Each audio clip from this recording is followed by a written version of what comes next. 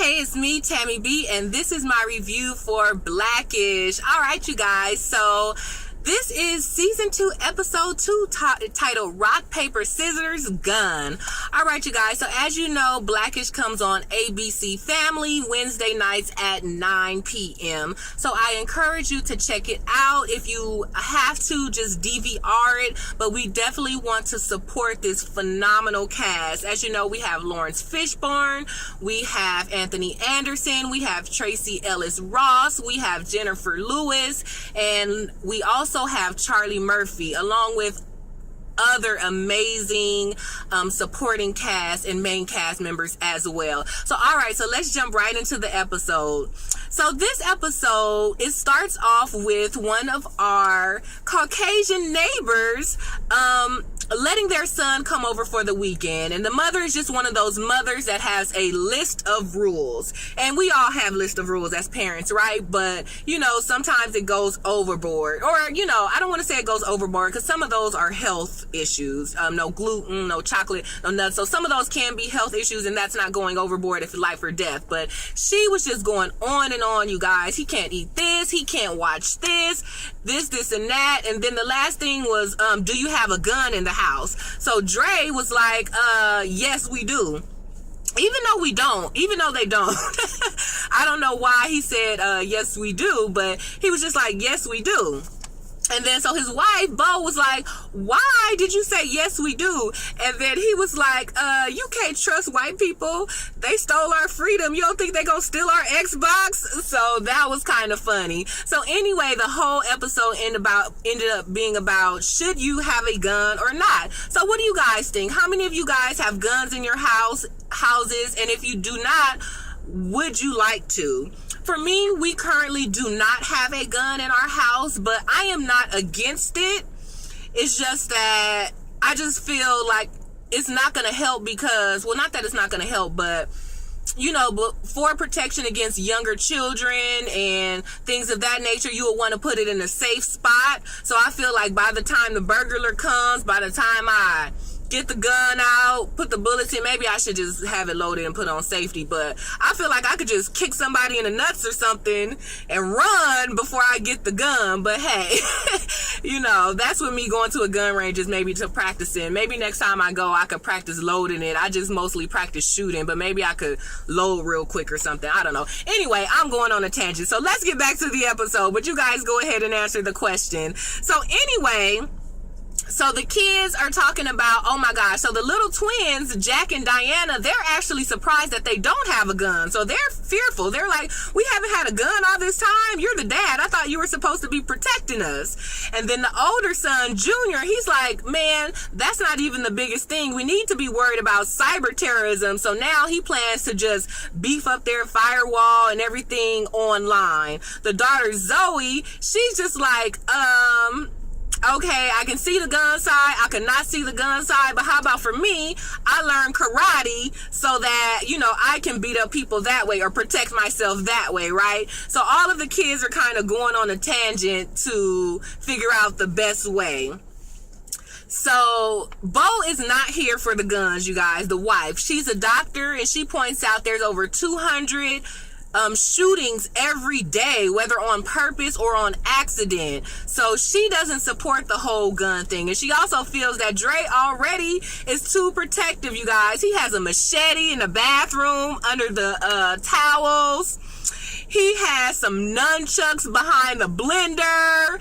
He has, like, I don't know, a bat, like in the kitchen, he has all this stuff, right? And so the funny part was, like, she was like, oh, you need a weapon by the milkshakes or by the blender? He was like, yeah, because when you're making milkshakes, you're the most vulnerable. And it was just like so funny, right? So all the kids kind of just keep doing their own thing. Zoe, she's getting Lawrence Fishburne to teach her karate, and he's doing the old school method, the Karate Kid method, by cleaning up. So she's wax on and wax off in the coffee table. She's vacuuming, just doing stuff, picking stuff out of the trash. So Lawrence Fishburne got her doing all this stuff to so-called learn karate. The kids, the young twins, Jack and Diana, they're like, oh, we going to our homegirl house down the street because I know her family believe in guns, so we gonna feel more protected with them, right? So anyway, lo and behold, the same neighbor from earlier, she come to Dre house crying, talk about, oh my gosh, we just got robbed. And they were like, what happened? And she was like, I was making a milkshake. And then of course Bo was just like, oh goodness. And Dre was like, see, I told you. So it was so funny. That was such a cute little joke that they threw in there about making Dre feel stupid for keeping a weapon behind the blender, and then the neighbor get robbed while she was blending something. That was so cute, you guys. So then Dre goes to a gun shop. So before him, there's this old lady, y'all. I don't even want to guess her age, but gray hair, a little hunched over, can barely hold the gun. So the gun guy is giving her a huge shotgun. She can barely hold it. She just pointing and swinging it at people. So Dre tells the guy, like, dang, you gonna give her a gun? And he was like, why not? Because she's a woman. He was like, I'm about to give you a gun and you're a... So I was like, oh my gosh. So of course he probably was gonna say nigga, but... I mean, we don't know what he was going to say, but of course, that's what it seemed like he was going to say. So that was kind of funny. And I'm surprised Dre didn't say nothing or bang on him, but whatever. So he was like, what do I have to do? So he signed a paper, and he's going to get a gun in 10 days. So they did kind of touch on, like, dang, it's that easy. And, I don't know from state to state the different gun laws, but I know that is a major political issue, well, social and economic issue, really, about the process for getting a gun. So, of course, even though it seems silly for the old lady to get one, it can kind of seem... you can kind of understand why she wants one. I mean, just like everyone else, but dang, it's like, here she is old. It could be anybody with other conditions who it's that easy to get a gun. And of course, we have the right to bear arms. I'm going on a tangent. I'm not trying to get in Second Amendment details, but it's interesting that they did touch on the process of getting a gun. So anyway, before Dre wanted to get a gun, he presented all these other options, or he presented this to Bo before about getting a gun, and she said no. He wanted to get a urinal put in their bathroom before. She said no.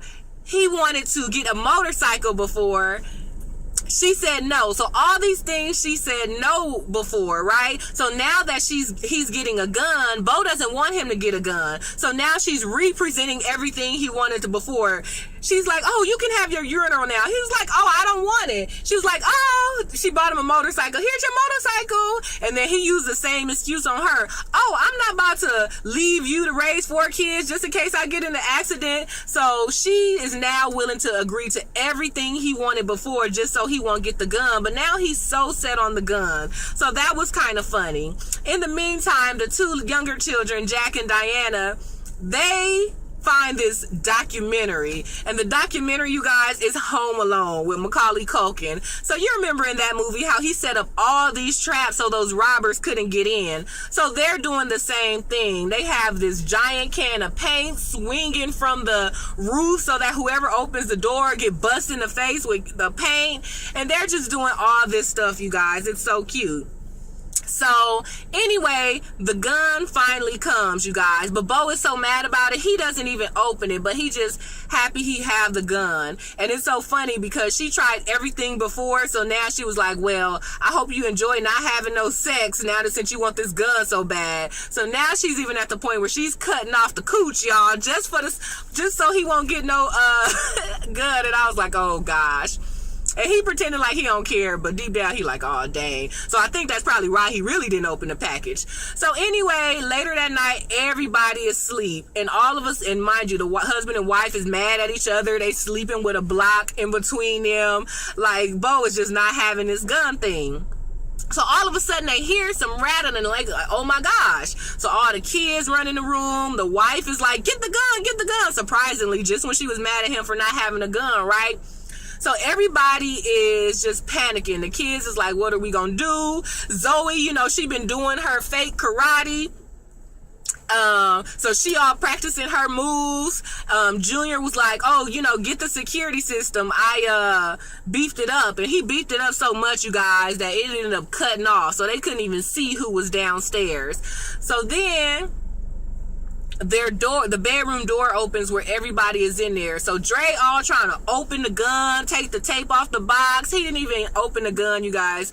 Or open the box with the gun yet. So that was so funny. So finally somebody busts in the door. He grabs the gun and points it at him. Mind you, he still got the box, the popcorn is all still falling out. So he points the gun, and lo and behold, it's the dad, you guys. They call him Pops, Lawrence Fishburne.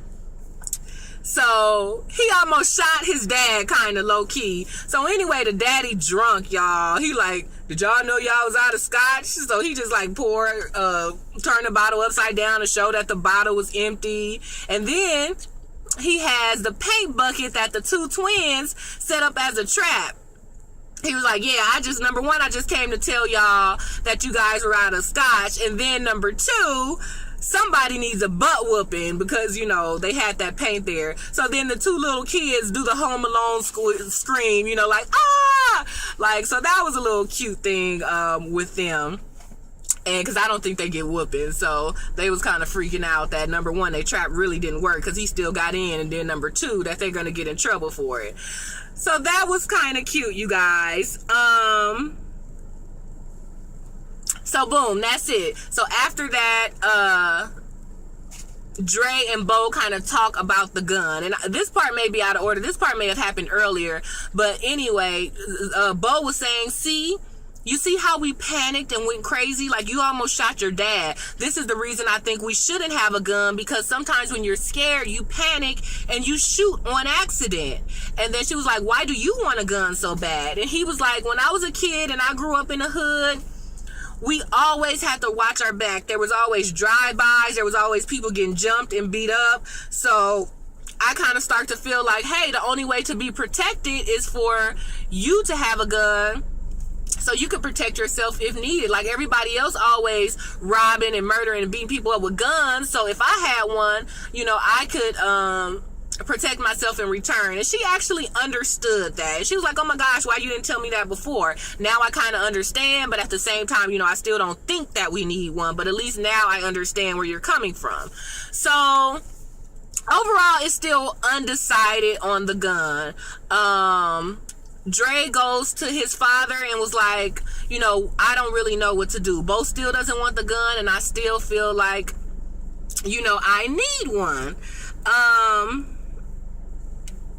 So they kind of reminisce about living in the hood, about the drive-bys, about how they used to go in KFC and knock on the door. Like, you know, a lot of restaurants, or fast food places and liquor stores in the hood are behind bulletproof glasses. You need to get buzzed in. So they kind of made it funny about how good it feels that, like, if you ring the doorbell to get buzzed in, they look at you just to see if you good or who you are and let you in. They was like, dang, I missed that feeling from the hood, getting buzzed in to KFC to use the bathroom. I was like, that's funny, because, I mean, I've done that. It never made me feel good or bad, but I kind of can understand what they saying. Like, you know, usually it's a woman, or a lot of times in the hood or out here, you know, they're in California as well, and just in the uppity part. But, you know, usually it's like a small Asian woman. So for them to look and see some big black guy but still let you in, it feels good that you, like, don't seem like a threat, you know? So I could understand that joke. And they also kind of joked about how in the hood, like, grown men would be riding girls' bicycles. And I had to laugh because I was like, that is true. I don't know why, but, you know, I guess for guys who don't have no car, where you borrow your sister bike or something, you'd be a, like, grown man just riding your little sister bike through the hood. So that was kind of funny. So the overall conclusion was that the dad is going to keep the gun. Like, number one, you blew it by almost shooting me and not even opening it. And I don't even know if you did the gun safety class that they mentioned at the gun range. So the dad will keep the gun until Dre kind of gets it together, or if they'll ever need it. So that was the final conclusion, you guys. And then, so finally, as far as Zoe learning karate, Lawrence Fishburne admitted, like, hey, I have a gun too.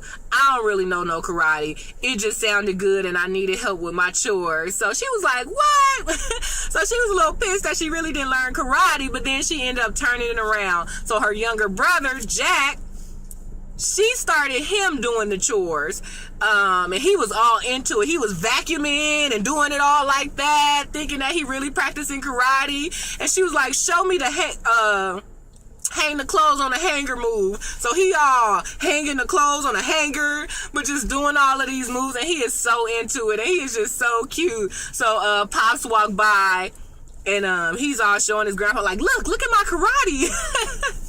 And so the grandpa sees what Zoe is doing.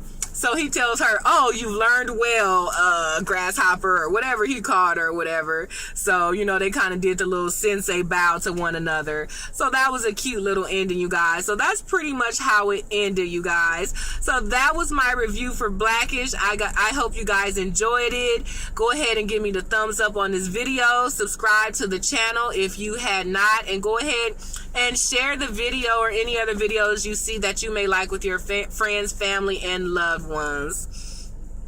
I was just trying to see if there was something I missed, because I know I went a little bit out of order, but no, I pretty much think that's it. So that was ABC's Blackish. Go ahead and check it out if you have not, and just please remember to DVR it if you're at work or whatever, school or whatever, or if you're watching some of the other shows that come on in that same time slot, because we do want to keep these shows coming. We don't want to, you know, have these shows fighting for the #1 spot. I mean, that's natural in any genre, but just for our shows, we know that we kind of have to support them in any way we can, even when they're competing with one another. So, all right, you guys, I will see you in the next review.